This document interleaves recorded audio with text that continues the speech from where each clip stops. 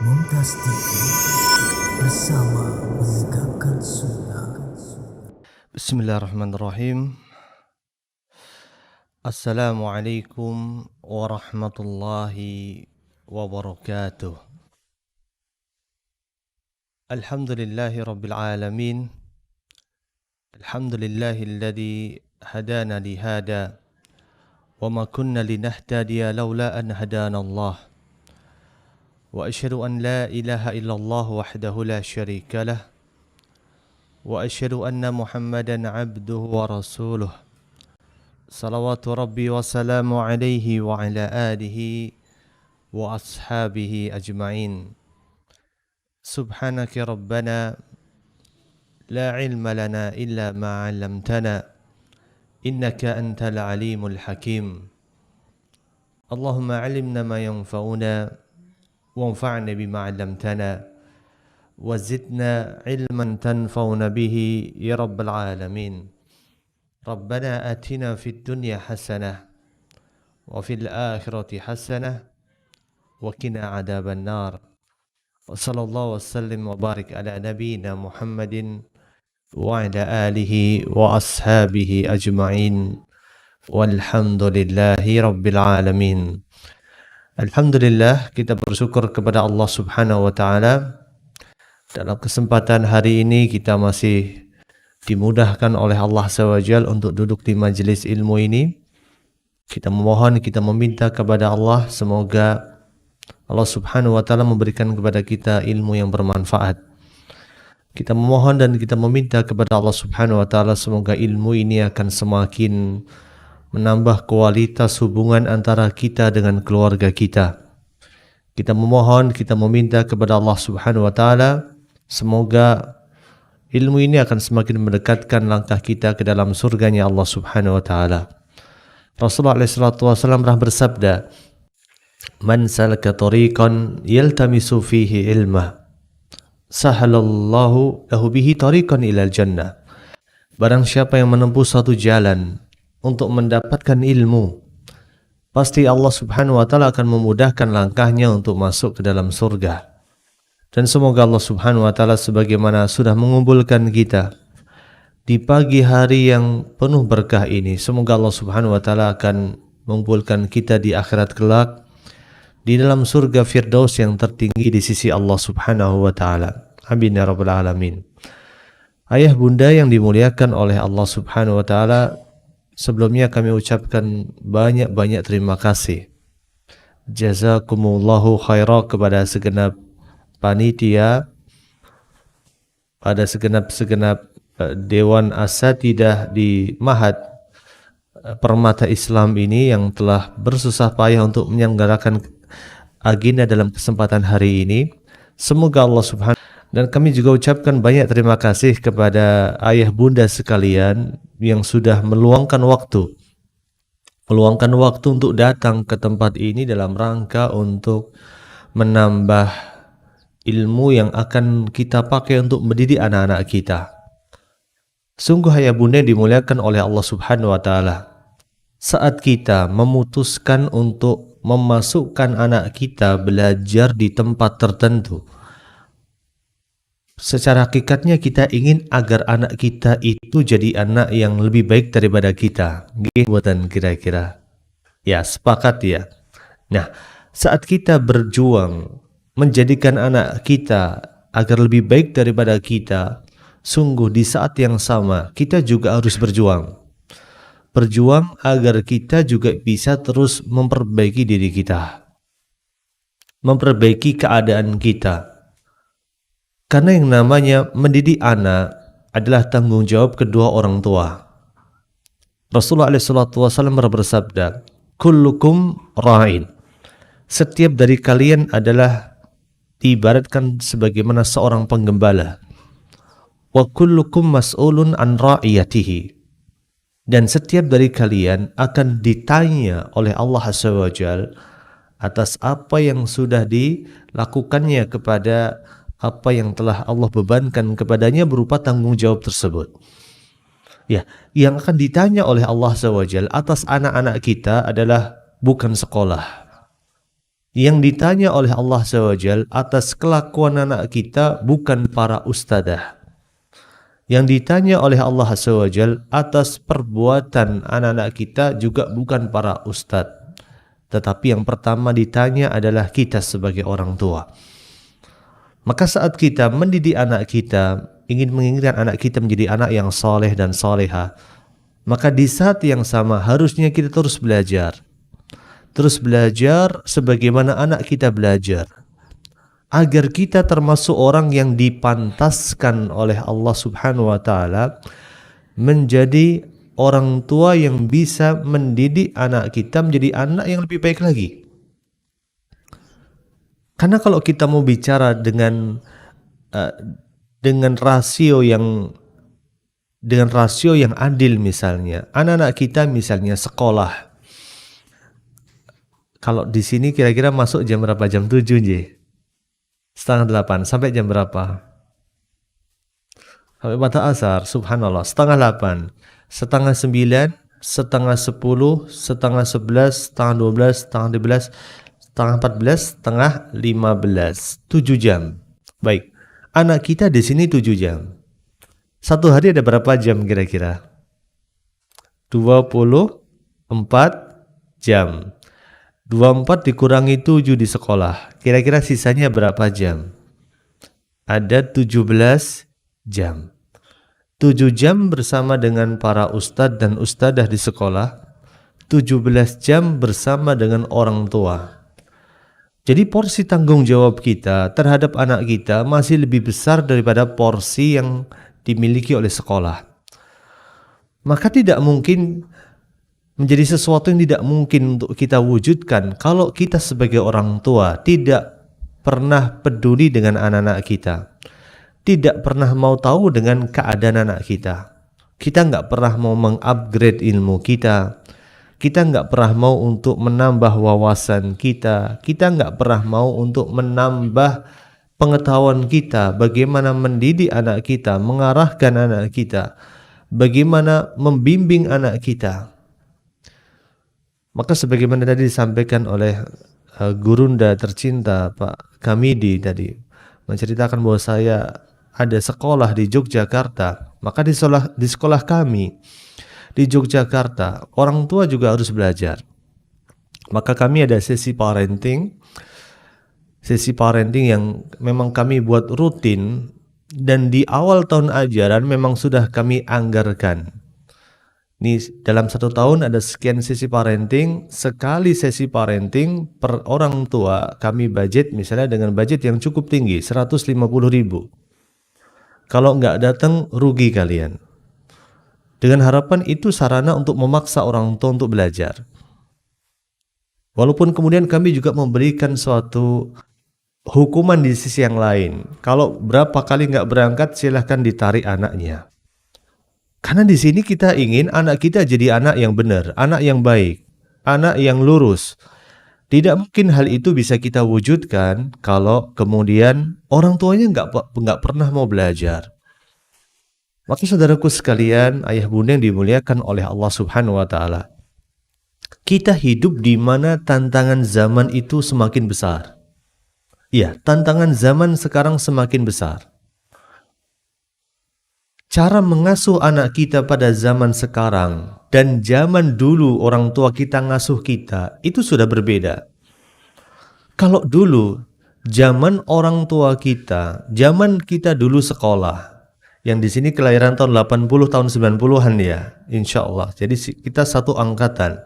Nah, zaman kita sekolah dulu, setidaknya kalau kita dapatkan guru kita itu segala-galanya, ya enggak kira-kira? Ya. Kita takut kalau guru kita sudah gebrak meja, udah kita diam semua. Kita kalau dijewer sama guru kita zaman dulu, kita takutnya luar biasa. Pertama takut karena dijewer, yang kedua takut kalau dilaporin ke orang tua kita. Nggih mboten? Iya. Karena kita merasa guru kita adalah segala-galanya, sentral dalam sebuah pembelajaran. Guru kita segala-galanya pokoknya deh. Jadi kita ngambil ilmunya, kita juga ngambil adabnya, kita ngambil semuanya. Tapi zaman sekarang sudah berbeda. Zaman sekarang Kalau ada anak dijewer, anaknya kira-kira takut atau malah tambah berani? Tambah berani. Bahkan anaknya bisa lapor ke orang tuanya lapor polisi. Banyak kejadian kayak gitu. Banyak kejadian kayak gitu. Kalau dulu zaman saya dijewer sama bu guru, saya masih ingat. Saya pun masih ingat nama guru-guru yang dulu pernah jewer saya. Dulu ketika bu guru jewer saya, dilaporin ke orang tua, guru saya yang laporin ke orang tua saya takutnya luar biasa. Dijewer di sekolah dan dijewer di rumah, dah double sudah. Kalau sekarang tidak. Kalau sekarang kita cuma dijewer di sekolah, besok guru kita bisa berkasus di polisi. Jadi modelnya juga sudah berubah. Pendidikan zaman sekarang dan zaman dulu sudah berubah. Termasuk juga tantangannya. Tantangan kita mendidik anak zaman dulu dengan zaman sekarang berubah. Tantangan orang tua kita didik kita dulu dengan kita didik anak kita itu sudah berubah. Jadi beragam metode, beragam cara orang tua kita dulu mendidik kita. Kalau mau kita terapkan ke anak kita, sudah nggak akan pernah cocok lagi. Maka yang pertama saya tekankan, ini pentingnya orang tua untuk terus belajar. Pentingnya orang tua untuk terus menuntut ilmu. Pentingnya orang tua untuk terus membekali dirinya. Maka dari itu, alhamdulillah dengan izin Allah Subhanahu wa taala di mana-mana, baik di YouTube, di media sosial. Bahkan dengan izin Allah saya pun punya sesi parenting tiap hari jam 5.30 sampai jam 6.15. Nah, dengan harapan bahwa kita semua para orang tua itu bisa belajar parenting. Parenting itu dari kalimat parents ya. Parents itu orang tua. Itu ilmu untuk orang tua. Ilmu untuk orang tua, bekal orang tua untuk mendidik anak-anaknya. Untuk menghadapi anak-anaknya. Yang anak-anak sekarang sudah makin pinter, lebih pinter daripada kita. Lebih pinter daripada kita. Jadi anak-anak kita sekarang zaman sudah berubah ya. Kalau dulu Kak, saya tekankan sekali lagi, kalau dulu kita belajar di sekolah, guru itu segala-galanya, orang tua segala-galanya. Tapi zaman sekarang tidak lagi. Anak kita bisa lebih pinter daripada kita. Anak kita bisa lebih update daripada kita. Jadi jangan sampai kita orang tua dikatakan oleh anak kita sebagai orang yang kurang update. Orang yang kuper, orang yang gak ngerti apa-apa. Maka peran orang tua sekarang seolah-olah cuma dua. Dengan semakin berkembangnya teknologi, yang pertama memberikan nafkah, yang kedua memberikan izin untuk menikah, itu aja. Kalau orang tuanya nggak pernah mau update, kalau orang tuanya nggak pernah mau belajar, maka peran kita tidak lebih dari dua ini. Memberikan nafkah dan memberikan izin untuk menikah. Sisanya anak kita bisa tahu, bisa belajar dari Google, dari YouTube, dari Instagram, dari media sosial yang lainnya. Maka dari itu pendidikan pada saat sekarang, ketika kita melihat adanya perkembangan dan pergeseran tren dan pergeseran pola pendidikan, lebih kepada bagaimana kita menanamkan karakter. Nggak kayak dulu lagi, kita diajarin bu guru kita peta Pulau Jawa, peta Kalimantan, di Pulau Jawa ada berapa kabupaten, ada berapa provinsi. Bahkan mungkin Anda pernah ngalami ya, dulu pas sekolah ngapalin nama-nama menteri. Nggih mboten. Yang paling kita hafal Menteri Penerangan biasanya. Siapa namanya? Nggih mboten. Sama Menteri Sekretaris Negara yang mungkin sudah meninggal semuanya. Nama menteri kita hafalin, bayangin. Tapi zaman sekarang nggak perlu. Nama-nama kabupaten kita hafalin, bahkan plat nomor kita hafalin, nggih mboten. Iya. Sampai kita hafal zaman sekarang, oh ini AB berarti daerah mana, ini K daerah mana, ini AA daerah mana, ini B daerah mana, sampai segitunya. Dan kita dapatkan dari guru kita. Tapi zaman sekarang tidak.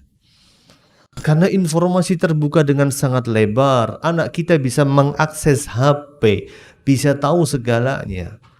Maka tugas kita adalah menanamkan suatu pendidikan moral, menanamkan pendidikan adab, menanamkan pendidikan mental. Itu yang jauh lebih penting. Menanamkan mindset dan pola pikir positif. Supaya kita bisa memfilter mana yang baik dan mana yang buruk. Nah, saudaraku yang dimuliakan oleh Allah Subhanahu wa taala, ini poin yang pertama. Saya tegaskan sekali lagi. Zaman sudah berubah. Kalau zaman dulu orang tua kita cuma punya ilmu nilainya 4. Ilmu bagaimana mendidik anak. Karena waktu zaman tersebut ilmu yang nilainya 4 itu masih mencukupi. Karena tantangannya juga cuma 4 atau cuma 3. Tapi zaman sekarang kalau ilmu kita masih sama dengan ilmu orang tua kita dulu, maka kita bakal jadi orang yang ketinggalan.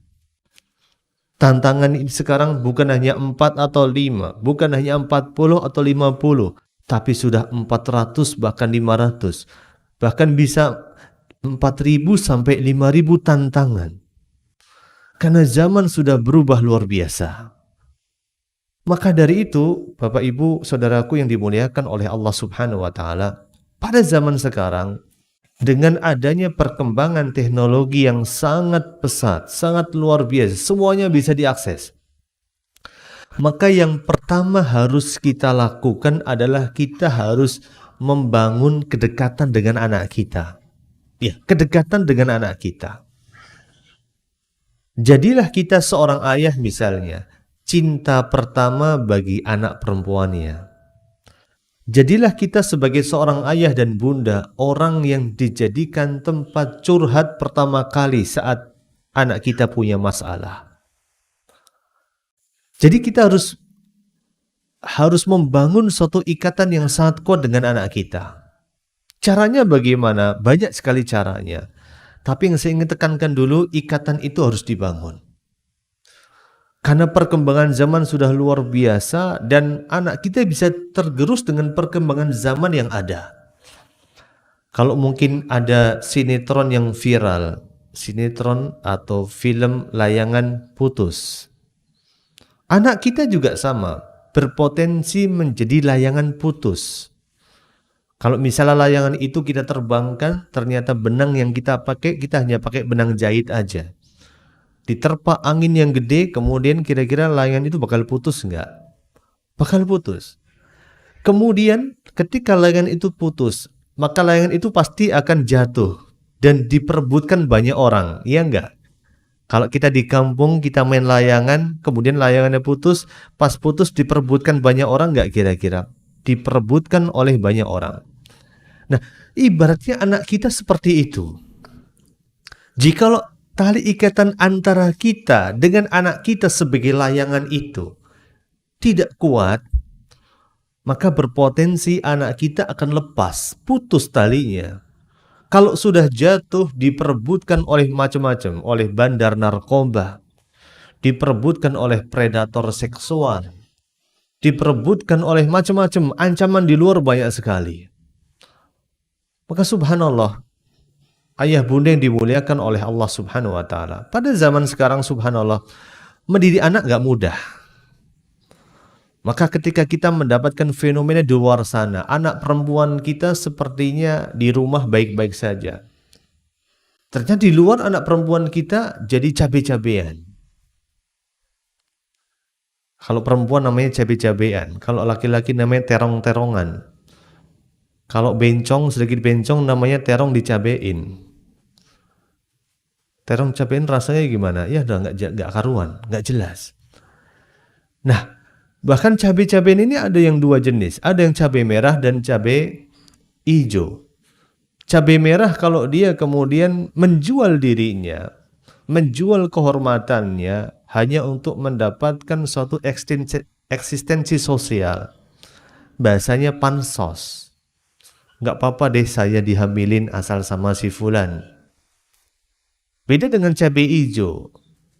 Dia kemudian menjual dirinya, menjual kehormatannya hanya untuk mendapatkan motif-motif ekonomi, dibeliin pulsa, dibeliin HP, dibeliin laptop, dibeliin iPad, dibeliin lipstick, dibeliin pupur, dibeliin bedak, dibeliin tas, dibeliin macam-macam. Karena motif ekonomi. Pertanyaannya, apakah kita mau anak kita jadi kayak gitu? Gara-gara anak kita itu diibaratkan sebuah layangan. Mendidik anak itu diibaratkan kita itu bermain layang-layang. Ada yang pernah main layang-layang di sini? Kalau nggak pernah keterlaluan, berarti masa kecil Anda kurang bahagia. Kita pasti pernah punya atau bermain layang-layang. Kalau main layang-layang itu narik terus apa kadang ditarik, kadang diulur? Kadang ditarik, kadang diulur. Nggak bisa kita mau main layang-layang, kita tarik-tarik terus, nggak akan pernah terbang. Nggak pernah kita juga main layang-layang, kita ulur terus, kapan terbangnya? Sama juga mendidik anak kita, kadang narik, kadang ulur, kadang dikasih sebuah pujian, kadang juga kita memberikan sebuah peringatan. Itulah mendidik anak kita, sebagaimana kita memainkan layang-layang. Dan yang harus kita tanamkan juga, selain kita menarik dan mengulur, kita juga harus paham seberapa besar layang-layang kita. Semakin besar layangan kita, makin harus semakin besar juga benang yang kita pakai. Nggih mboten? Nggih. Mungkin kita pernah mainan layangan sendaren ya, kalau orang kulon bilang, tahu sendaren? Yang layangan yang kayak pesawat itu, yang kayak ada pita kasetnya itu, yang punya nging itu. Iya. Kalau kita mau main layangan sendaren sama layangan yang kotak itu yang dibeli di warung itu ya, itu benangnya harus sama atau harus beda? Harus berbeda. Semakin besar layangannya, maka akan semakin besar juga benang yang dibutuhkan. Sama juga saat kita mendidik anak kita juga harus paham anak kita ada di fase yang mana, usia berapa. Maka pola mendidik anak akan mempengaruhi bagaimana kita memperlakukan anak kita. Karena beda usia akan beda perlakuan. Beda usia akan beda penanganan. Maka ayah bunda dimuliakan oleh Allah Subhanahu wa taala, tantangan kita makin besar. Sebagaimana saya tekankan tadi, saya memberikan sebuah analogi, kita bermain layang-layang. Kita bermain layang-layang, kadang narik, kadang ulur. Ini poin yang pertama. Yang kedua, bermain layang-layang itu kita harus perhatikan benangnya, talinya. Sama juga dalam mendidik anak, kita harus perhatikan talinya. Maka tali saat kita mendidik anak disebut dengan ta'liful qulub. Bagaimana hubungan hati kita dengan anak-anak kita. Maka coba deh, nanti sampai rumah ayah bunda koreksi kembali bagaimana kualitas hubungan antara ayah bunda dengan anak-anak. Kalau anak-anak itu tipenya percaya dengan ayah bunda, ada masalah dikit, dia cerita sama ayah bunda. Ada kendala dikit, dia cerita sama ayah bunda, maka bersyukurlah kepada Allah Subhanahu wa taala. Jikalau kemudian ayah bunda menjemput anak-anak jam 3:30 atau jam 4 sore, naik mobil atau naik motor atau naik apapun juga, biasanya anak-anak yang fitrahnya masih lurus ketika bertemu kembali dengan orang tuanya setelah 7 jam berpisah dengan orang tuanya, biasanya anak itu akan apa? Cerita enggak kira-kira? Bi, tadi di sekolah aku belajar ini dan itu. Bi, tadi saya di sekolah diajarin ini dan itu. Bi, tadi di sekolah saya berantem. Bi, tadi di sekolah saya itu gerujuk temanku sehingga basah kuyup. Cerita. Anak yang fitrahnya masih lurus, dia akan cerita sama orang tuanya. Tapi kalau anak fitrahnya sudah nggak lurus karena kita tekan dia, mungkin di awal-awal dia cerita, tapi kita sibuk dengan diri kita, dah diem tuh, gitu aja diceritain. Itu sedang membunuh fitrah anak kita. Maka akan datang suatu masa nanti, anak kita punya masalah, gak mau cerita lagi. Dan yang menjadi sebuah musibah bagi orang tua, kalau anak kita sudah mengatakan ini privasi saya, ini rahasia saya, itu sudah inna lillahi wa inna ilaihi raji'un. Artinya kita sudah nggak dipercaya lagi sama anak kita. Karena anak kita sudah nggak mau cerita, sudah nggak mau mengungkapkan isi hatinya, nggak mau juga menyampaikan unek-uneknya sama kita. Jadi tugas orang tua selain terus belajar untuk menghadapi, untuk mendidik dan mengasuh anaknya, yang anak kita hidup di zaman yang berbeda dengan zaman kita dulu, maka tugas orang tua juga memperkuat tali yang ada, memperkuat ta'liful qulub, memperkuat ikatan hati antara kita dan anak kita. Itu tugas orang tua, dua PR orang tua ini.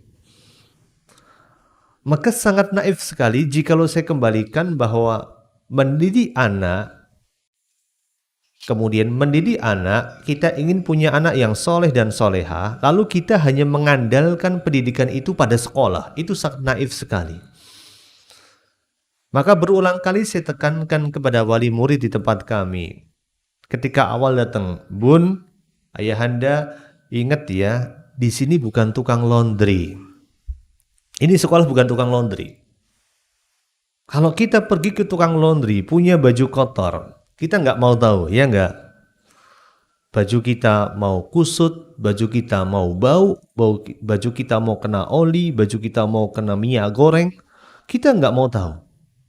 Pokoknya saya ambil 2-3 hari, itu baju bersih, clear. Yang penting saya bayar. Tukang laundry kan kayak gitu. Tapi sekolah bukan tukang laundry. Anak kita datang dari rumah dengan beragam kekotorannya, dengan beragam dalam tanda kutip kenakalannya, dengan beragam kejahilannya, suka jahilin teman dan sebagainya. Secara hakikatnya itu cermin daripada diri kita. Tidak mungkin orang tua bisa serta-merta hanya menyandarkan pendidikan orang tuanya kepada sekolah.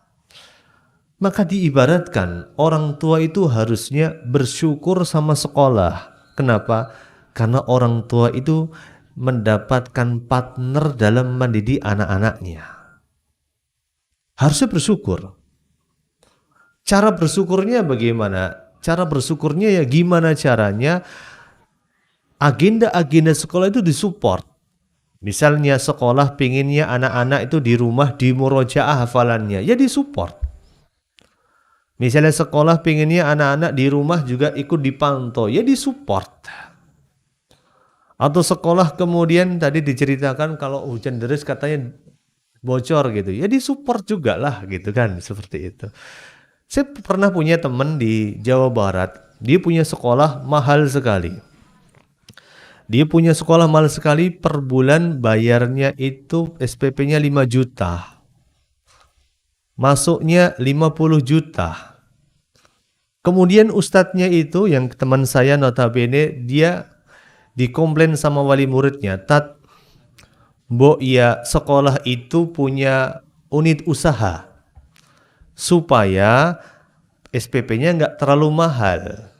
Langsung ustadznya itu yang merupakan teman saya itu langsung gertak orang tuanya. Harusnya nih ya, orang tua yang berusaha untuk bisa bayar sekolah anaknya, supaya kita juga bisa lebih fokus untuk ngurusin anak ente. Kita udah sibuk ngurusin anak ente, masih disuruh ngurusin unit usaha. Keadilannya di mana? Bisa diterima nggak logika ya? Bisa diterima. Maka orang tua dan sekolah itu secara hakikatnya adalah berkolaborasi, berjalan bersama. Kita yang merasa orang tua berhutang budi dengan sekolah, ya gimana caranya program sekolah kita sukseskan, kita lancarkan. Kita yang merasa kita nitipin anak kita ke sekolah, orang tua ngasih PR atau ngasih catatan di buku-buku penghubung misalnya, maka kita jalankan itu semua. Karena saya tekankan, sekolah bukan tukang laundry. Sekolah adalah mitra kita. Sekolah adalah teman kita. Sekolah adalah sarana bagi diri kita untuk bersama-sama mendidik anak-anak kita menjadi anak-anak yang soleh dan soleha.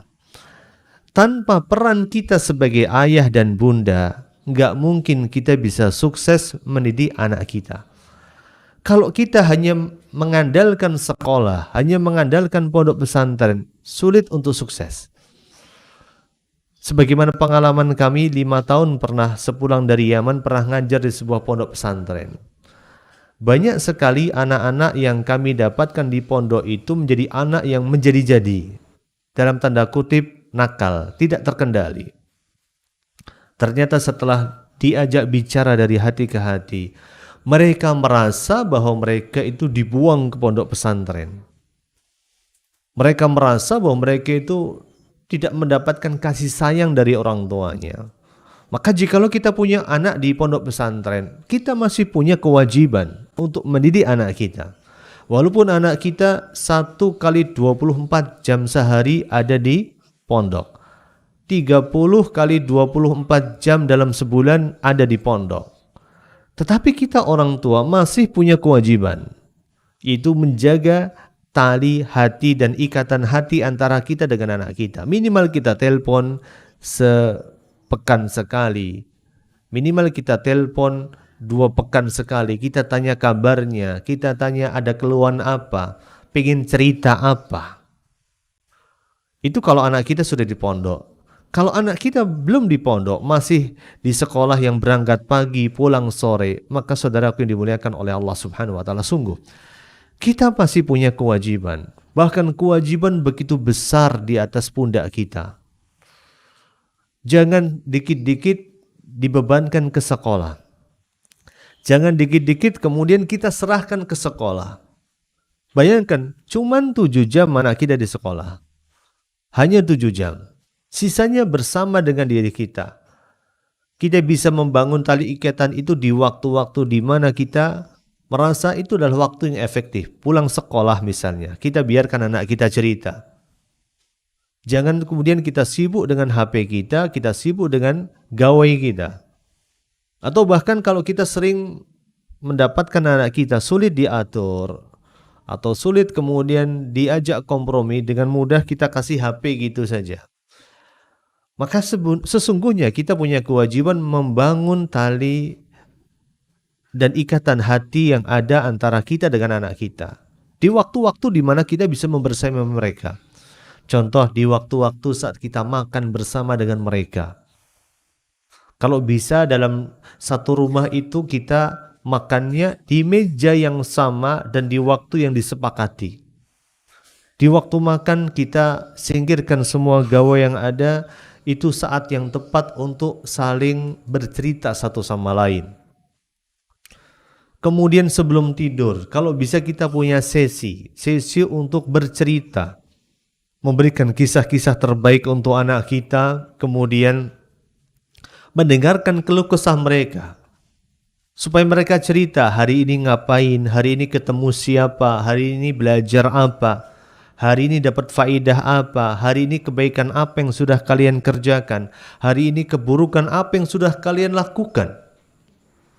Itu harus ada sesi seperti itu antara kita sama anak kita. Kenapa? Saya tekankan sekali lagi, tantangan kita mendidik anak kita itu sudah begitu besar pada zaman sekarang. Akses informasi terbuka lebar. Kita nggak bisa ngerem anak kita. Maka sebelum anak kita itu dalam tanda kutip sulit kita kendalikan, sulit kita kontrol, sebelum terlambat. Yuk, sungguh sebelum terlambat maka kita harus menyadari keadaan ini sejak awal dan kita membangun komunikasi dan hubungan lebih baik dengan anak kita. Mungkin banyak di antara kita yang beralasan, saya sibuk cari kerja, saya sibuk untuk bekerja, saya sibuk mencari nafkah, saya sibuk untuk mencari rupiah demi untuk menyekolahkan anak saya. Baik, banyak di antara kita yang sibuk kerja. Tapi kita lupa, jikalau kita lalai dalam mendidik anak kita, lalai dalam membangun tali ikatan yang kuat antara hati kita dan anak kita, suatu hari kelak kalau kita gagal dalam mendidik anak kita, uang yang sudah kita kumpulkan dari kerja keras kita sampai banting tulang. Kalau kita kerja keras kan banting tulang, nggih mboten? Nggih. Bukan saja banting tulang, sampai banting setir. Ada orang yang kemudian gak kuat, kemudian kerja, dapat gajinya sebulan sekali dan itu pun kecil, banting setir, pengen cari yang instan. Jadi pengedar narkoba, jual diri dan sebagainya, banting setir. Atau kemudian sampai banting pintu karena emosi gitu ya, sampai rumah banting pintu mak jebret. Atau sampai banting istrinya, sampai banting anaknya, anak dan istrinya di smackdown sampai di rumah. Kerjanya sampai begitu melelahkan. Kemudian itu dia lakukan untuk mengumpulkan rupiah demi rupiah. Dan dia lupa untuk mendidik anaknya. Dan dia lalai untuk mendidik anaknya. Saat dia lalai untuk mendidik anaknya dengan baik, maka percayalah, setiap rupiah dari apa yang sudah kita cari di dunia ini, maka itu semua akan hilang begitu saja ketika kita mendapatkan anak kita ketika sudah dewasa ternyata bermasalah. Karena saat mereka masih kecil, kita lalai dalam mendidik mereka. Ya, mereka bermasalah. Uang kita habis untuk merehabilitasi anak kita. Waliyadzubillah, misalnya anak kita ketika lalai kita didik di masa kecil, ketika gede kemudian karena kurang perhatian dan dia mendapatkan perhatian dari lawan jenisnya, lalu dia pun melakukan hubungan yang terlarang sampai kebablasan, sampai hamil. Hamil di luar nikah. Musibah bukan kira-kira? Musibah. Seolah-olah rupiah demi rupiah yang kita kumpulin itu nggak ada artinya. Atau anak kita kemudian ketika gede bermasalah. Jadi pengedar narkoba, jadi pengguna narkoba. Uang kita habis nggak untuk ngerehabilitasi anak kita? Habis hanya untuk itu. Atau anak kita melakukan kenakalan remaja. Nakal, kemudian tawuran, ada mobil temennya, motor temennya dibakar sama anak kita. Otomatis yang tanggung jawab juga orang tuanya. Uang kita habis nggak hanya untuk ngurusin kenakalan anak kita? Habis. Jadi secara hakikatnya, percayalah, rizki itu sudah dijamin sama Allah Subhanahu wa Ta'ala. Rizki itu sudah ditakar, nggak mungkin tertukar. Jadi ada satu hal, satu kewajiban yang selama ini kita lalaikan, yaitu kewajiban untuk memberikan nafkah secara batin. Saya percaya semua yang hadir di sini sudah memberikan nafkah secara lahir. Mencari uang, memberikan sesuap nasi, memberikan pakaian, membuatkan rumah supaya nggak kehujanan. Kalau nggak bisa bikin rumah minimal ngontrakin dulu, nggak ada masalah. Tetapi ada satu yang merupakan kewajiban kita yang banyak kita lalaikan, memberikan nafkah batin. Memberikan nafkah batin kepada anak-anak kita. Kalau kita lalai dalam memberikan nafkah batin tersebut kepada anak kita di waktu mereka masih muda, percayalah, uang yang akan kita keluarkan untuk merehabilitasi anak kita itu akan lebih besar daripada uang yang kita cari dan kita dapatkan serta kita perjuangkan sampai kita rela meninggalkan pendidikan atas anak-anak kita. Maka dari itu yuk saya mengajak diri saya dan mengajak ayah bunda sekalian untuk kita luangkan waktu kita lebih banyak lagi. Maka sebelumnya saya ucapkan jazakumullah khairah kepada segenap ayah bunda yang hadir dalam sesi parenting di pagi hari ini. Walaupun saya yakin gak semuanya hadir, karena sudah menjadi hukum alam. Di tempat saya pun juga kalau sesi parenting ya ada aja yang gak hadir. Besok yang hadir yang ini, besok yang hadir yang itu. Seolah-olah gantian. Saya ucapkan jazakumullah khairan kepada segenap para wali murid, wali santri yang sudah meluangkan waktunya untuk hadir. Ini tanggal merah loh ya. Tanggal merah, suasananya adem, enaknya ngapain nih kira-kira? Tidur. Ya enaknya tidur. Kesel aku wis kesel. Golek dit, kesel kerja, iki mumpung tanggal abang. Wis ora usah mlebu parenting, rono gunane gitu. Apa meneh nek udan kok bocor meneh ning dhuwure wis ora gelem kudanan aku misalnya. Ya kan seperti itu. Tanggal merah kemudian suasananya kayak gini subhanallah, enaknya tidur, enaknya ngopi-ngopi, enaknya jalan-jalan. Ngapain duduk parenting? Snack aja nggak ada. Oh ada, alhamdulillah. Alhamdulillah ada snack. Ngapain parenting kemudian nggak bisa lihat pemandangan, cuman melihat sesama wali murid yang setiap hari bisa ketemu. Maka saya ucapkan jazakumullah khair kepada segenap wali murid yang sudah mau hadir. Semoga Allah Subhanahu wa taala menjadikan kedatangan ayah bunda sekalian sebagai sarana untuk memperbaiki keadaan anak-anak kita. Semoga ilmu yang kita dapatkan ini akan semakin menambah kualitas hubungan antara kita dengan anak-anak kita. Semoga ini akan menjadi hujah kita di hadapan Allah Subhanahu wa taala kelak, bahwa kita sudah ikut berjuang untuk mendidik anak-anak kita, meluruskan anak-anak kita, dan ikut berjuang untuk mengasuh anak-anak kita menjadi anak-anak yang soleh dan solehah. Oke, saya angkat topi betul, saya apresiasi atas waktu yang sudah diberikan oleh ayah bunda sekalian. Saya paham ayah bunda sibuk. Saya paham ayah bunda banyak urusan. Saya paham juga ayah bunda banyak keperluan. Tapi kalau sudah meluangkan waktu 2 jam 3 jam, 1 jam 2 jam bersama dengan sekolah di sini, maka sungguh ini adalah sesuatu yang perlu diapresiasi. Maka ayah bunda dimuliakan oleh Allah Subhanahu wa taala, kembali kepada masalah kita. Setiap dari kita pasti dimintai pertanggungjawaban oleh Allah Subhanahu wa taala. Kullukum ra'in wa kullukum mas'ulun an ra'iyatihi. Setiap dari kalian adalah sebagaimana diibaratkan sebagaimana seorang penggembala, dan setiap penggembala akan ditanya akan hewan-hewan yang digembalakannya, termasuk kita. Kita akan ditanya oleh Allah Subhanahu wa taala bagaimana kita mendidik anak kita.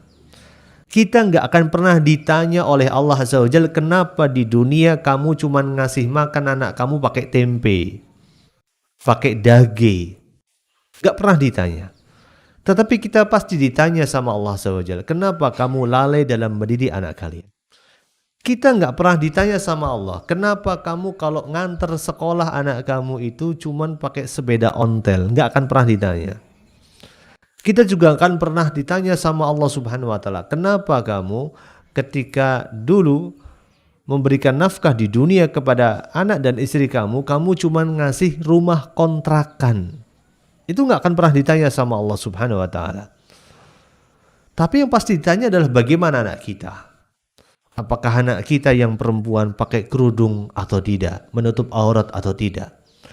Apakah anak kita mendirikan sholatnya atau tidak? Apakah anak kita termasuk orang yang cinta sama Allah dan Rasul-Nya atau tidak? Apakah anak kita termasuk anak yang senantiasa menjaga ibadahnya, menjaga tilawahnya Al-Quran atau tidak? Apakah anak kita termasuk anak yang bisa berbuat baik kepada orang tuanya atau tidak?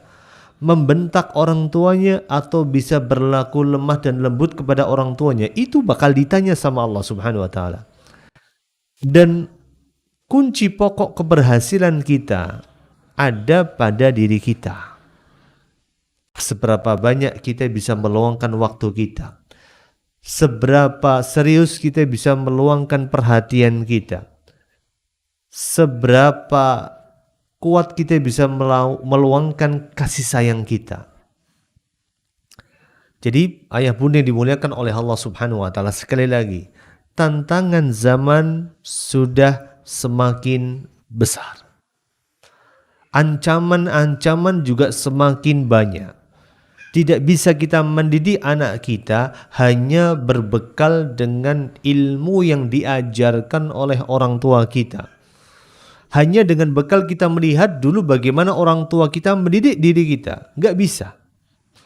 Kalau zaman dulu orang tua itu mengkhawatirkan jikalau dia punya anak perempuan dan anak perempuan itu berangkat sendirian ke sekolah, kemudian takut ada apa-apa di jalan. Nggih mboten? Nggih. Buktinya apa? Saya dulu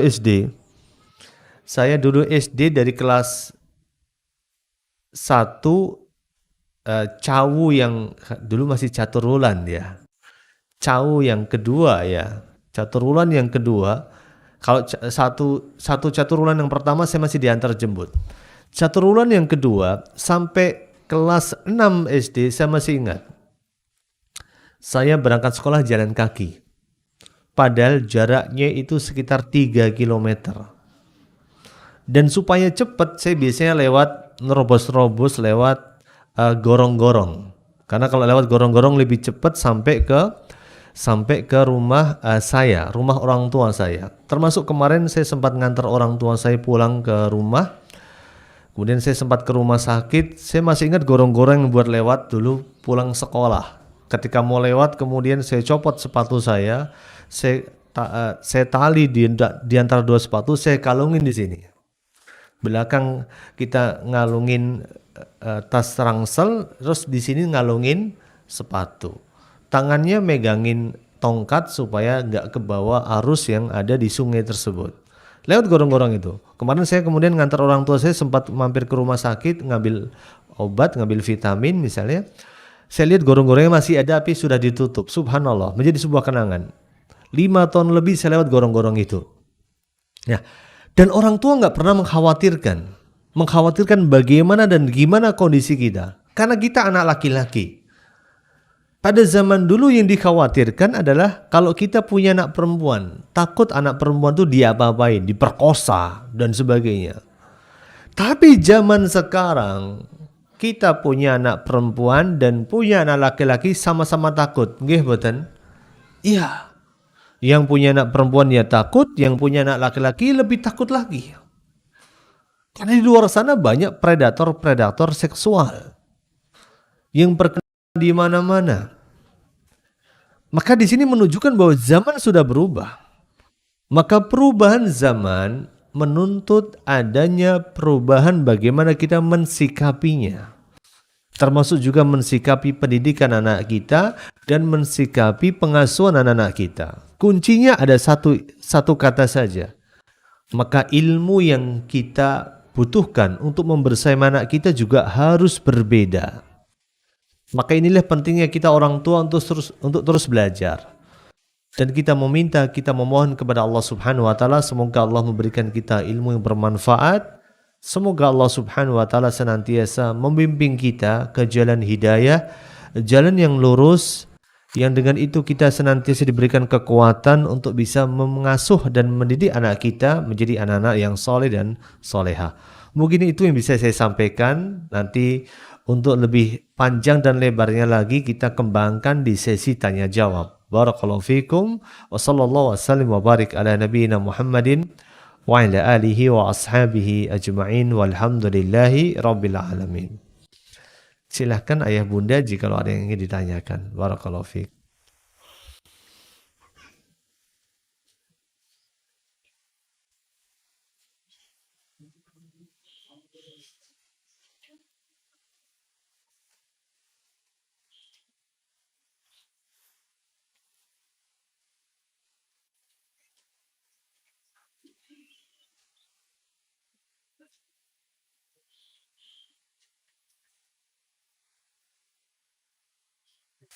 Ada ayah bunda silahkan.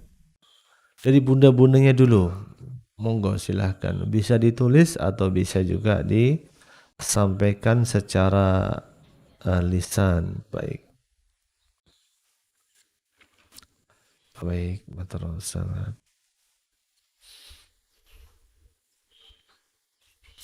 Baik, ada pertanyaan yang masuk dari bunda sekalian. Assalamualaikum warahmatullahi wabarakatuh. Waalaikumsalam warahmatullahi wabarakatuh. Pertanyaan pertama, apakah memilih sekolah itu sama halnya orang tua memilihkan teman bagi anak-anak kita? Iya. Karena memilihkan sekolah, secara hakikatnya kita juga memilihkan teman dan lingkungan untuk anak-anak kita. Misalnya kita memilihkan sekolah untuk anak kita di sekolah yang porsi agamanya adalah porsinya sangat sedikit sekali. Otomatis kita sama juga dengan memilihkan teman untuk anak-anak kita, itu orang tua yang memang menginginkan porsi agama yang sangat sedikit. Atau mungkin ada di antara kita yang memilihkan sekolah untuk anak-anak kita, sekolah yang beda keyakinan sama kita. Kan banyak tuh di luar sana sekolah-sekolah yang berbasis agama tetapi bukan Islam. Lalu kita masukkan anak kita ke sekolah itu hanya gara-gara itu adalah sekolah favorit misalnya. Maka kita sudah memilihkan teman yang salah untuk anak-anak kita. Maka secara hakikatnya kalau kita milih sekolah, kita juga memilihkan guru terbaik untuk anak kita. Ini yang pertama. Kenapa kita memasukkan anak kita ke sekolah tertentu? Karena kita tahu di situ ada sosok-sosok yang diharapkan menjadi guru terbaik untuk anak kita. Ini yang pertama. Yang kedua, kenapa saya memasukkan anak kita ke sekolah itu? Karena anak yang masuk sekolah itu rata-rata misalnya orang tuanya sudah pada ngaji misalnya. Sehingga lebih terkondisi anak-anaknya. Maka itu adalah termasuk bagian dari alasan kenapa kita memilih sekolah untuk anak kita. Karena seseorang itu akan serupa dengan teman sepergaulannya.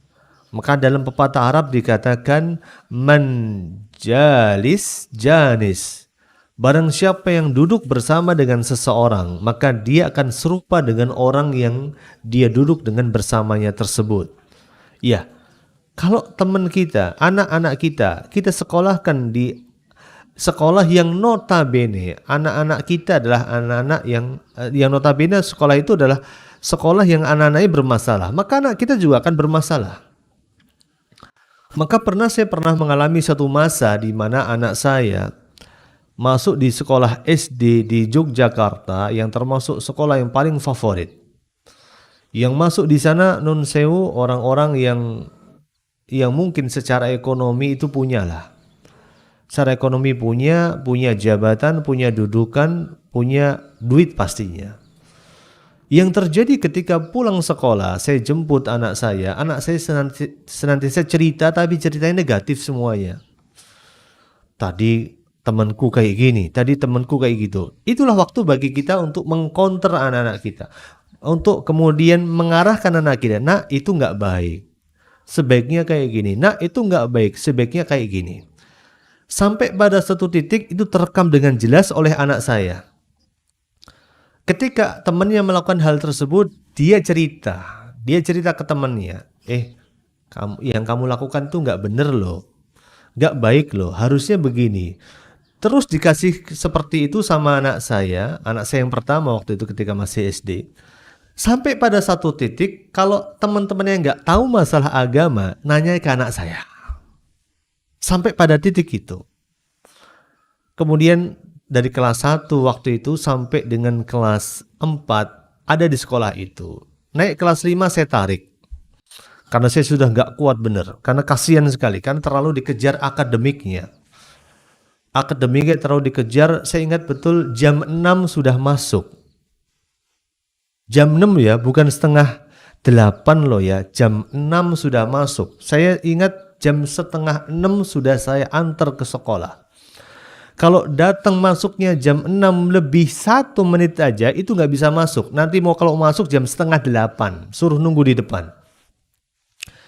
Tapi ada satu hal yang saya dapatkan positif, memang anak saya yang pertama jadi orang yang paling disiplin di rumah. Karena didikan itu. Tetapi ada satu hal yang negatif yang kemudian memang tidak bisa kita pungkiri. Tapi hal negatif itu bisa kita eliminasi, bisa kita hilangkan kalau kita punya hubungan yang kuat dengan anak kita. Nggak ada masalah misalnya kita orang tua nyekolahkan anak kita di sekolah favorit misalnya. Sekolah unggulan misalnya. Yang di situ campur baur. Orang tuanya beragam latar belakang orang tua misalnya. Tapi syaratnya satu, kita harus punya pondasi hubungan yang kuat dengan anak kita. Tapi kalau kita orangnya tipenya cuek bebek, nggak punya keinginan untuk membangun hubungan dengan anak kita, maka bisa ambiar anak kita. Maka apakah memilih sekolah itu sama halnya orang tua memilihkan teman bagi anak? Iya. Karena anak kita akan hidup di sekolah 7 jam misalnya, 5, 6, atau 7 jam bersama dengan teman-temannya, sedikit banyak anak kita akan terpengaruh dengan teman-temannya. Sebagaimana yang pernah saya dapatkan juga, setelah anak saya ditarik itu, sempat ada kasus di sekolah itu. Di setiap kelas itu ada proyektor dan ada laptopnya. Laptopnya ada tempat CD-nya. Salah satu anak di sekolah itu membawa CD film porno dari rumah. Dia masukin tuh di laptopnya, di laptop yang di kelas itu, ditonton bareng-bareng satu kelas. Subhanallah, itu geger, itu sempat geger. Nah, ini menunjukkan bahwa teman-teman sekolah anak kita itu bisa mempengaruhi diri anak kita. Maka pilihlah sekolah yang baik, pilihlah juga teman-teman yang baik untuk anak-anak kita. Ini yang pertama. Jadi memilih sekolah sama halnya dengan orang tua memilihkan teman bagi anaknya. Yang kedua, bagaimana kriteria sekolah yang bisa kita pilih? Baik. Kriteria sekolah yang bisa kita pilih adalah, saya tekankan bahwa kita sebagai orang tua di dalam rumah tangga kita adalah orang yang paling bertanggung jawab atas anak-anak kita. Maka kita sebagai orang tua pastinya kita punya visi dan punya misi terhadap anak-anak kita. Iya enggak kira-kira? Ya, kita pengen anak kita jadi penghafal Quran misalnya. Kita pengen anak kita jadi dokter, kita pengen anak kita jadi pilot, kita pengen anak kita jadi presiden, kita pengen anak kita jadi pengusaha. Itu kan visi, itu kan misi seorang tua atas anak-anaknya. Maka sekolah yang terbaik untuk anak kita adalah sekolah yang bisa mengakomodir visi dan misi kita. Lebih baik lagi jikalau kemudian sekolah itu juga memberikan bekal agama yang mencukupi. Ini poin yang kedua. Poin yang pertama adalah sekolah itu harus bisa mengakomodir visi dan misi keluarga.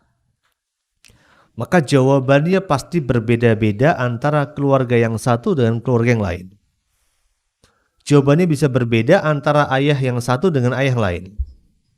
Yang kedua, pastikan sekolah itu juga memberikan suatu bekal kepada anak kita menjadi pribadi yang bertakwa. Nah, itu dua saja karakter sekolah yang bisa kita pilih. Dan semoga kita dimudahkan oleh Allah Subhanahu wa taala menjadi orang tua yang bisa memilihkan pendidikan yang terbaik untuk anak-anak kita. Kemudian selanjutnya, ayah bunda yang dimuliakan oleh Allah Subhanahu wa taala, bismillah. Kami adalah orang tua yang bekerja semuanya, ayah bunda semuanya bekerja. Waktu untuk anak terasa sangat terbatas. Dan pendidikan full day di PI ini menjadi harapan kami bisa menjadi pengganti mendidik dan menempa karakter anak kami. Kami kesulitan dalam mengajari anak agar fokus dalam belajar dan mandiri serta membangun rasa percaya diri pada anak kami. Jadi, kiat-kiat apa yang bisa kami lakukan? Bisakah atau adakah cara yang bisa kami lakukan secara optimal di sela waktu kami yang kadang sangat terbatas? Barakallahu fiik. Baik, saya tekankan dan saya ulangi sekali lagi bahwa kita pasti akan ditanya oleh Allah Subhanahu wa taala bagaimana kita mendidik dan mengasuh anak-anak kita. Tetapi kita nggak akan pernah ditanya oleh Allah Subhanahu wa taala atas apa yang kita berikan kepada anak kita, apakah kita kasih makan daging atau kasih makan dage. Itu nggak akan pernah ditanya. Yang penting kita kasih nafkah secara lahir saja kepada anak kita. Terkadang kita sebagai orang tua dua-duanya bekerja karena kita terlalu mempertimbangkan dan lebih memilih ego kita.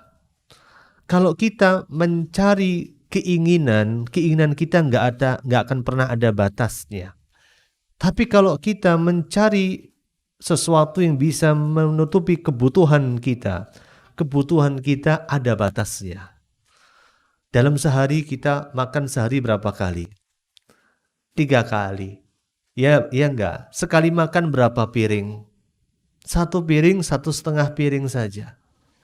Jadi untuk mencukupi kebutuhan 1,5 piring untuk 1 perut dalam sekali makan, yang kita butuhkan enggak banyak.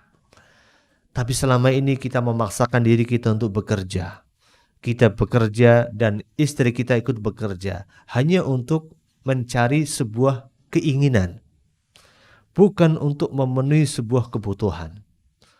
Padahal di saat yang sama kebutuhan anak kita atas diri kita begitu besar. Kita senantiasa dan terlalu memperturutkan keinginan kita, tapi kita tidak pernah tahu kebutuhan anak kita. Maka bagaimana kita kemudian ketika kita merasa kami kesulitan dalam mengajari anak kita? Ya, kesulitan itu adalah kesulitan yang memang dibuat oleh diri kita sendiri. Harusnya kita sebagai seorang wanita, harusnya ibu sebagai seorang wanita harusnya bersyukur kepada Allah Subhanahu wa taala. Ketika Allah Subhanahu wa taala menyebutkan ar-rijalu qawwamuna 'ala nisa, bahwa para pria itu adalah qawwamuna 'ala nisa, sebagai pemimpin bagi kaum wanita. Kenapa sebabnya? Karena nafkah yang mereka berikan. Allah Azza wa Jalla sudah memuliakan kaum wanita sebagai tulang rusuk. Kalau tulang rusuk itu di depan ya. Kenapa? Karena dilindungi. Ya enggak? Tulang rusuk itu dilindungi. Dan Allah Subhanahu wa taala tidak pernah menjadikan wanita itu sebagai tulang punggung. Ya. Seorang wanita tidak akan pernah berdosa kalau dia enggak bekerja. Tapi seorang wanita akan berdosa saat dia abai untuk memenuhi kebutuhan anak-anaknya. Maka jikalau sekarang mengalami kesulitan dalam mengajari anak untuk fokus belajar, maka cara terbaik adalah fokuslah untuk mendidik anak Anda.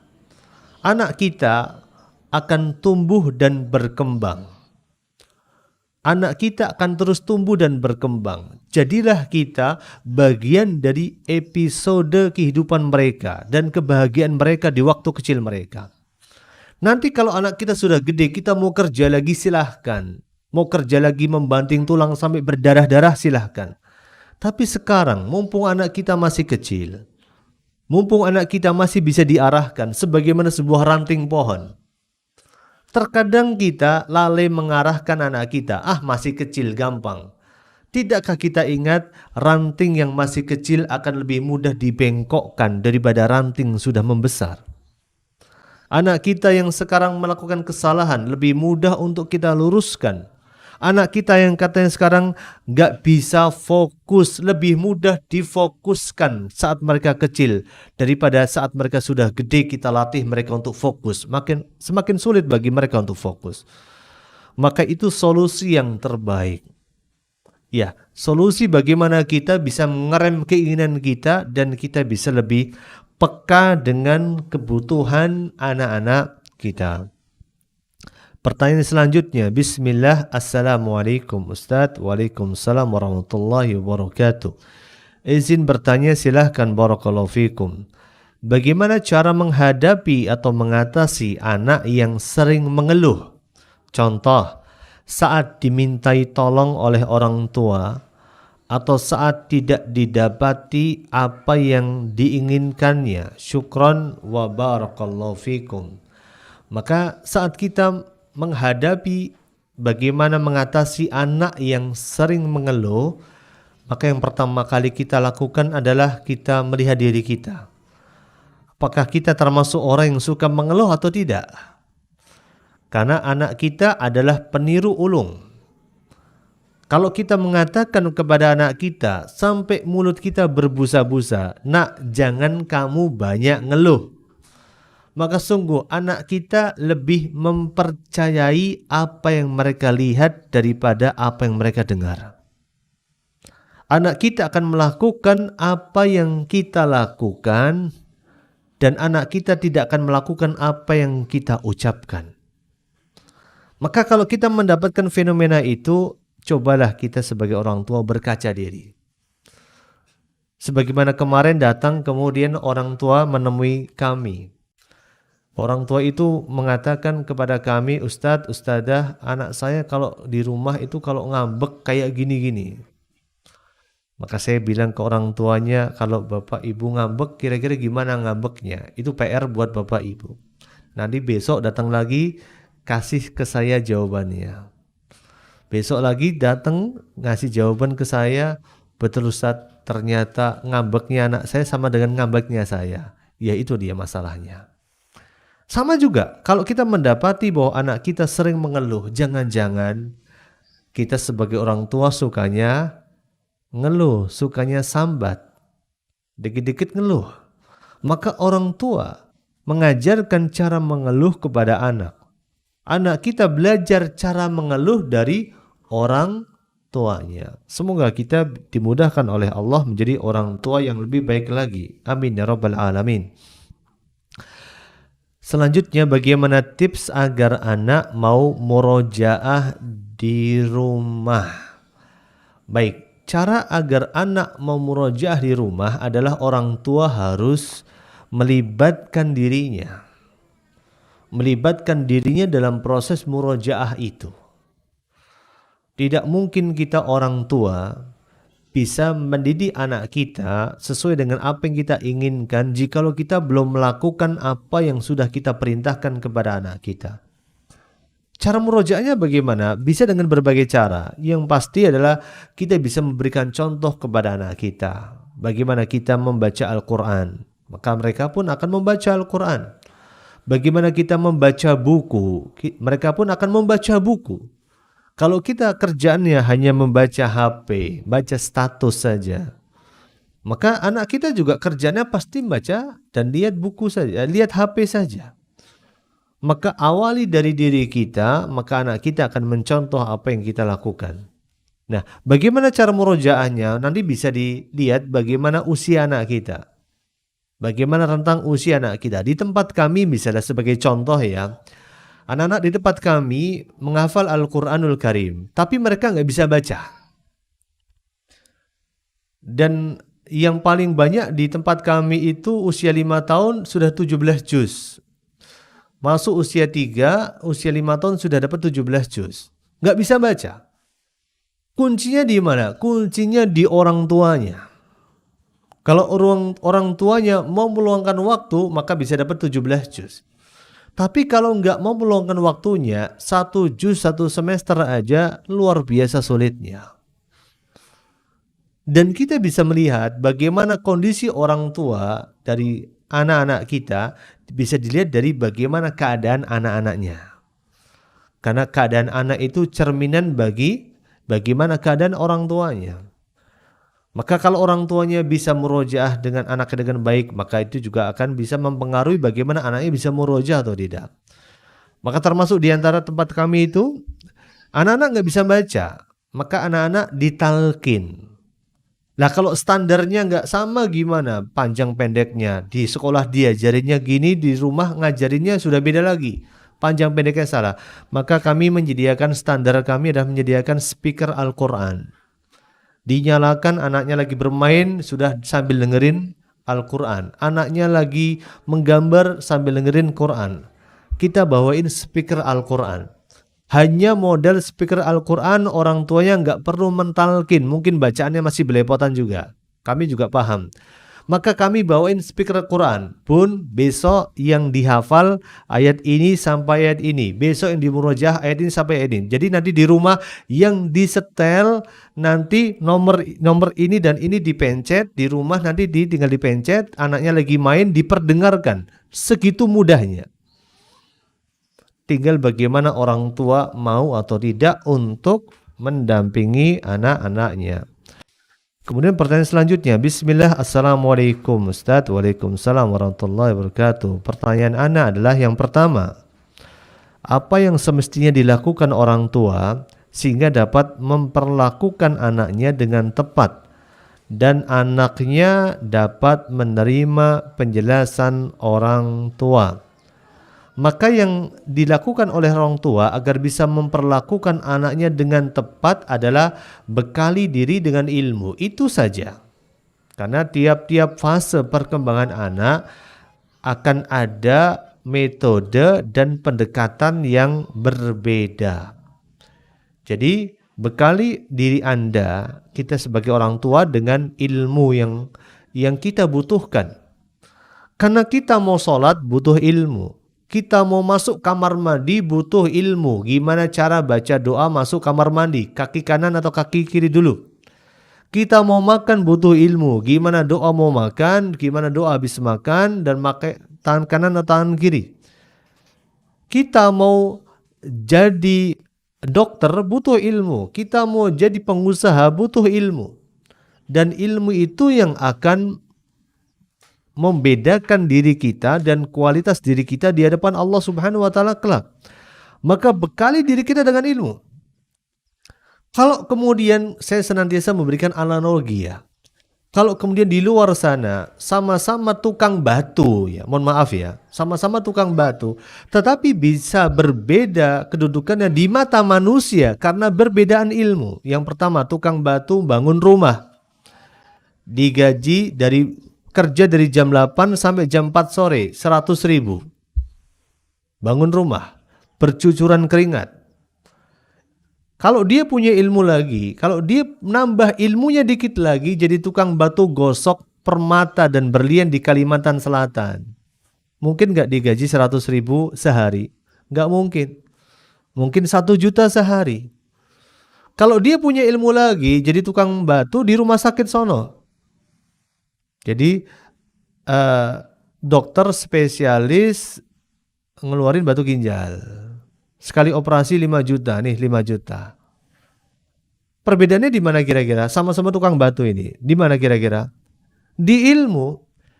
Maka sama juga kita mendidik anak kita. Kita mau memoles anak kita mau jadi batu biasa, batu gosok, batu berlian, batu permata, tergantung kita yang gosoknya. Gimana cara kita menggosok anak-anak kita? Kita butuh ilmu nggak kira-kira? Butuh ilmu. Maka bagaimana kita memperlakukan anak kita? Ya butuh ilmu juga. Ilmunya bagaimana? Setiap ada parenting diadakan di permata Islam, wajib datang, nggak boleh telat. Kalau telat ketinggalan nggak kira-kira? Ketinggalan. Nggak dapat faedahnya secara menyeluruh. Nggak dapat faedah secara menyeluruh. Yang kedua, bagaimana cara mengatasi anak dalam pengasuhan kita belum bisa disiplin dalam menjalankan aturan atau tata tertib yang ada di lembaga. Bagaimana cara mengatasi anak yang dalam pengasuhan kita belum bisa disiplin dalam menjalankan aturan dan tata tertib yang ada di dalam lembaga. Ini yang nanya ustadzah atau wali murid ya? Jadi kalau ustadzah berarti ustadzahnya mempertanyakan kalau anak kita nggak bisa mematuhi tata tertib yang ada di lembaga. Berarti saya anggap ini pertanyaan dari ustadzah ya. Kalau kemudian seorang anak tidak bisa mematuhi tata tertib yang ada dalam lembaga, maka kita bisa berkoordinasi dengan orang tuanya. Bisa jadi ketidakpatuhan itu disebabkan karena orang tuanya juga yang belum mengkondisikan dia. Misalnya, masuk ke sekolah jam 7:30, tapi dia datangnya jam 8:15. Bisa jadi keterlambatan itu disebabkan karena misalnya orang tua yang terlalu abai. Atau orang tua yang terlalu lalai juga bisa jadi. Misalnya setiap bulan di sini gratis atau ada SPP-nya, Gurunda. Oh, ada SPP-nya, betul. Misalnya orang tuanya abai dalam membayar SPP misalnya. Itu berakibat juga nanti pada anaknya juga. Anaknya juga, bagaimana anaknya juga mendapatkan keberkahan dari ilmu yang didapatkan. Di antara bentuk ketidakberkahan adalah anaknya jadi gak nurut dan sebagainya. Maka kita sebagai orang tua misalnya, sebisa mungkin kalau bayar SPP, ini perkara yang sepele ya. Tapi itu bisa jadi parameter bagaimana anak kita nanti loh. Kita sudah merasa bahwa kita nitipin anak kita, harusnya kita terima kasih. Bentuk terima kasihnya ya SPP jangan telat. Misalnya kayak gitu ya. Ini contoh kasus ya. Kasusnya contohnya banyak. Tapi saya kasih contoh yang paling gampang aja deh. Kita sebagai bentuk terima kasih kita kalau bisa SPP-nya jangan sampai telat. Kenapa sebabnya? Karena apa yang didapatkan oleh anak kita dari ilmu yang bermanfaat itu akan berbanding lurus dengan bagaimana kita menghargai sekolah dan para ustadzah yang sudah mengajarkan ilmu kepada anak kita. Percayalah, itu berbanding lurus sekali. Akan berbanding lurus dengan hasil yang didapat oleh anak-anak kita. Kalau kita lalai, kalau kita abai, maka jangan salahkan kalau anak kita jadi anak yang alay. Karena rumusnya kenapa anak kita anak yang alay, nggak taat aturan, nggak taat tata tertib, karena bisa jadi disebabkan karena ayahnya abai, ibunya lalai, anaknya pun jadi alay. Nah, ini yang harus kita tanamkan dalam bagaimana kita mengasuh anak-anak kita. Yang ketiga, bagaimana jika ada orang tua yang tidak bisa menerima jika anaknya dilatih untuk menjalankan aturan dan kedisiplinan dalam satu lembaga? Maka ada pepatah yang mengatakan di mana bumi dipijak, maka di situ langit dijunjung. Kalau nggak bisa terima, ya orang tua, ya sebagai sekolah, sebagaimana saya terapkan juga, kalau nggak menerima ya sudah dicabut aja bun, nggak apa-apa kok gitu. Nggak apa-apa. Insya Allah kalau orang Jawa bilang ora paten gitu. Dicabut aja nggak apa-apa kalau nggak terima. Karena apa yang kita lakukan, apa yang kita terapkan dalam tata tertib yang ada di sekolah ini, itu untuk kebaikan bersama.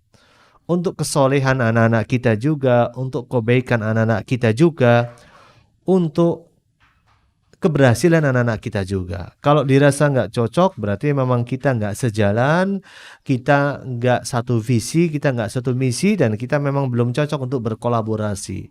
Maka silahkan kalau mau ditarik saja. Barakallahu fikum. Ada lagi? Silahkan. Ya. Waalaikumsalam warahmatullahi wabarakatuh.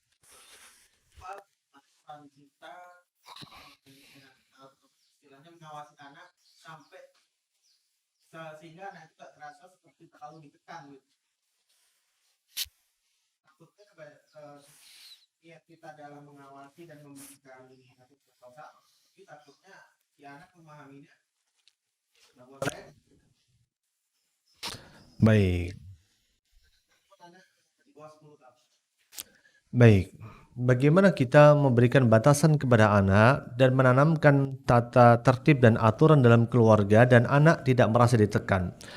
Kebetulan materi ini sudah saya sampaikan juga di kajian parenting yang pekan lalu. Kalau nggak salah kita bahas dalam 2 atau 3 kali pertemuan bagaimana kita menerapkan aturan di dalam pendidikan anak-anak kita.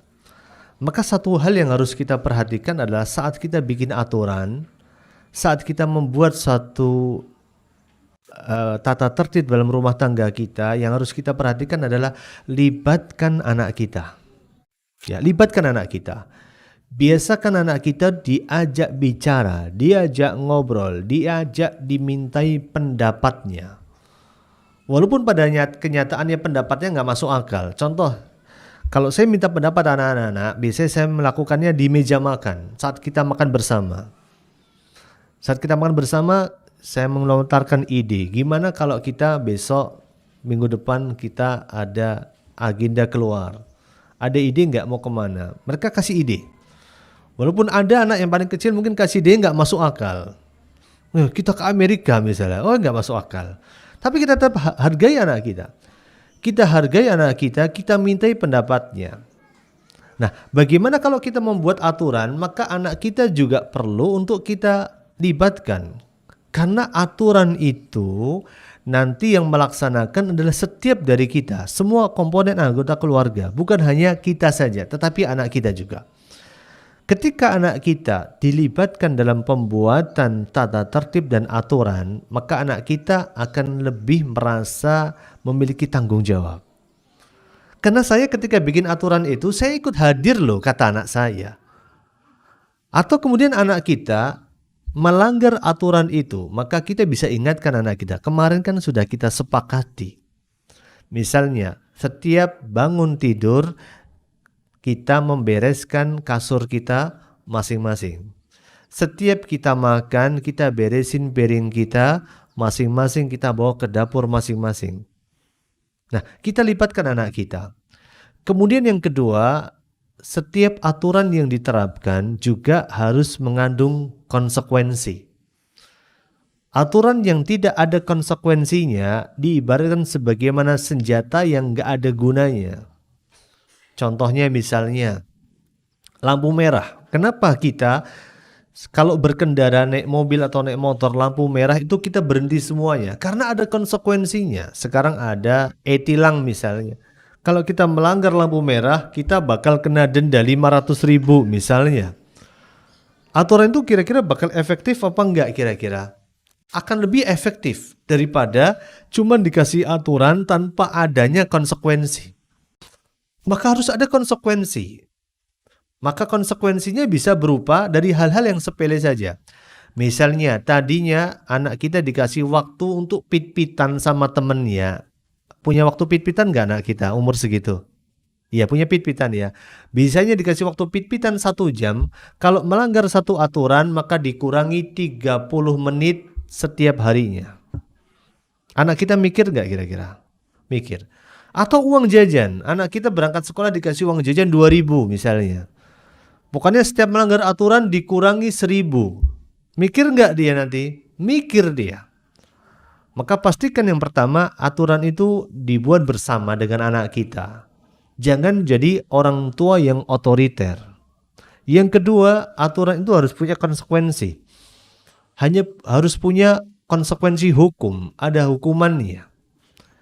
Dan yang ketiga, kita juga bukan bicara juga masalah konsekuensi dan hukuman saja. Yang ketiga harus ada reward. Misalnya kita dapatkan anak kita taat aturan selama 7 hari berturut-turut, selama 2 pekan berturut-turut, selama sebulan berturut-turut, maka ada reward yang diberikan kepada anak kita. Misalnya kita gantungan untuk anak kita sepeda baru. Kita belikan sepeda baru paling harganya cuma 500-600 ribu. Kita gantungan di rumah kita, nak itu sepeda nanti boleh turun kalau kamu taat aturan 1 bulan berturut-turut.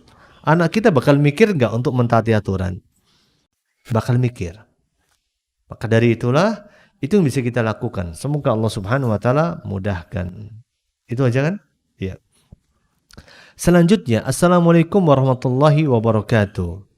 Kami ingin anak kami di tingkat SMP, tapi anak kami saat ini lebih suka ikut pelatihan sepak bola. Bagaimana caranya mengarahkan anak kami tersebut yang saat ini kelas 4? Hal ini mengingat anak kami belum tertarik melanjutkan ke pondok. Baik, ayah bunda dimuliakan oleh Allah Subhanahu wa taala, setiap anak kita dilahirkan oleh Allah Subhanahu wa taala sebagai seorang khalifah. Anak kita dilahirkan oleh Allah Subhanahu wa taala dengan keunikannya masing-masing.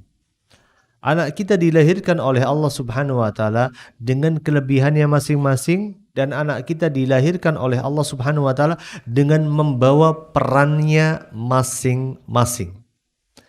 Jadi sangat tidak mungkin kalau kita menginginkan setiap anak orang-orang yang beriman masuk pondok semua. Karena nggak mungkin setiap anak jadi ustadz. Mungkin nggak setiap anak jadi ustadz? Kalau semua jadi ustadz, yang dengerin ustadz ngomong itu siapa? Ya enggak? Iya. Kalau setiap orang jadi penghafal Al-Quran, kemudian yang jadi makmum itu siapa? Semua jadi penghafal Quran, semua ingin jadi imam semuanya. Percayalah, setiap dari kita dilahirkan dengan tugasnya masing-masing di muka bumi ini. Maka kita harus peka kepada anak kita. Kita harus paham anak saya itu punya potensi ke arah mana. Maka kita sebagai orang tua harusnya memfasilitasi potensi anak kita. Bukan menitipkan mimpi kita kepada anak kita. Banyak dari kita sebagai orang tua, kita bukannya memfasilitasi potensi anak kita, kita justru menitipkan mimpi kita kepada anak kita. Contoh gini, yang gampang gini saja deh. Kita dulu punya cita-cita jadi dokter, ya enggak? Ngaku, yang dulu cita-cita jadi dokter siapa? Cita-cita jadi apa nak? Jadi dokter, kalau enggak jadi pilot, kalau enggak jadi polisi. Anak-anak kita zaman dulu kayak gitu. Kita dulu zaman dulu seperti itu. Kemudian kita gagal nih jadi dokter, gagal jadi pilot. Maka kita perintahkan anak kita, nak kamu harus jadi dokter. Kenapa? Kita titipkan mimpi kita sama anak kita. Kita pengen jadi seorang penghafal Quran, tapi kita gagal jadi penghafal Quran. Yang kita lakukan apa? Banyak di antara kita menitipkan mimpi itu pada anak kita. Nak, kamu harus jadi penghafal Quran. Kita nggak pernah peka kepada potensi yang Allah titipkan kepada anak kita. Kita nggak pernah peka dengan potensi yang Allah berikan kepada anak kita. Sehingga kita hanya terfokus pada impian kita, pada obsesi kita, pada keinginan kita, pada cita-cita kita. Maka kita yang pertama sebagai orang tua jelas, kita harus peka. Anak saya punya potensi di mana?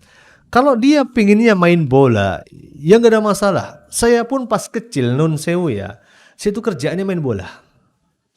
Setiap hari saya main bola. Karena saya masih ingat waktu saya kecil, bapak saya punya selepan beras. Kalau orang punya selepan beras, otomatis punya tempat gede nggak kira-kira? Iya, buat jemur beras. Itu setiap sore saya ajak teman satu kampung main bola di situ. Dari jam 3 sore sampai jam 5 sore, 2 jam. Nggak ada hari tanpa main bola.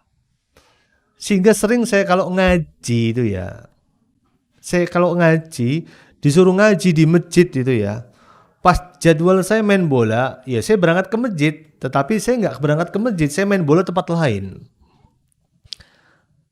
Saya main bola ke tempat lain. Tetapi kemudian saudaraku dimuliakan oleh Allah Subhanahu wa taala, justru dari momentum itu saat saya merasa saya sudah kenyang main bola. Saya sudah nggak pengen main bola lagi. Saya nonton bola pun nggak mau sekarang. Udah kenyang gitu loh. Dulu saya dulu nggak punya motor. Saya dulu untuk beli sepeda saja saya harus dapat ranking 1. Ya, saya berjuang keras gimana caranya ranking 1 supaya dibelikan sepeda sama bapak ibu saya. Karena dulu dalam pendidikan keluarga saya nggak ada sesuatu yang gratis, semua harus berbayar. Termasuk punya sepeda, saya harus membayarnya dengan ranking 1. Dapat ranking 1. Alhamdulillah bisa beli sepeda balap. Road bike pada saat itu, saya masih ingat. Teman-temannya nggak ada yang punya road bike, saya punya road bike. Kemudian ketika berangkat ke sekolah pakai road bike tersebut, itu masih SMP ya. Saya masih ingat betul, saya baru ingat, ini sepeda nggak punya kunci. Kalau dicolong orang, aduh sudahlah, habislah saya. Saya bilang ke orang tua saya, tolong dong saya dikasih uang untuk beli kunci. Nggak ada kunci yang gratis. Kamu nanti dibeliin kunci, nanti ketika terima rapotan berikutnya, asalkan masuk 5 besar, pertahankan 5 besar. Baru saya dibelikan kunci. Baru saya dibelikan apa waktu itu? Dibelikan kunci. Kemudian saya ketika masuk SMA pengen dibelikan motor. Enggak dibelikan motor. Akhirnya apa yang terjadi pada saat itu? Motornya bapak saya, GL 100, saya rombak. Saya copotin sepedonya, setangnya saya bawain.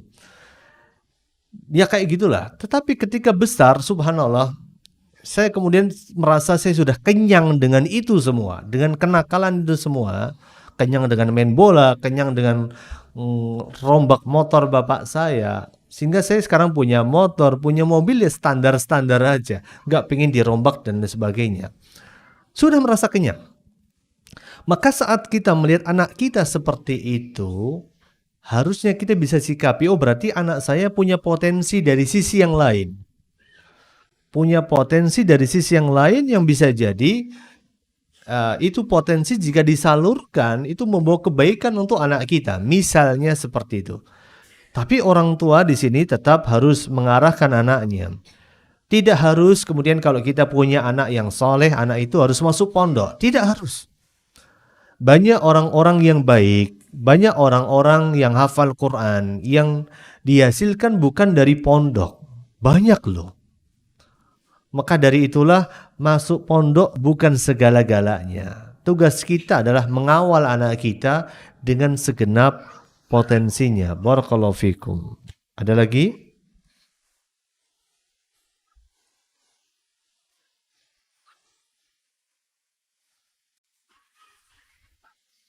Ada lagi dari bunda atau dari ayahanda?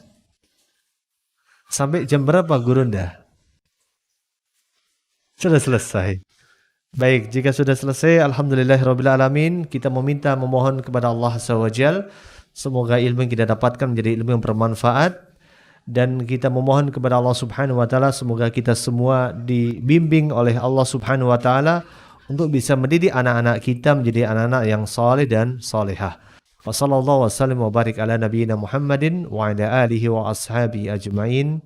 Wa akhiru da'wana anil hamdulillahi rabbil alamin.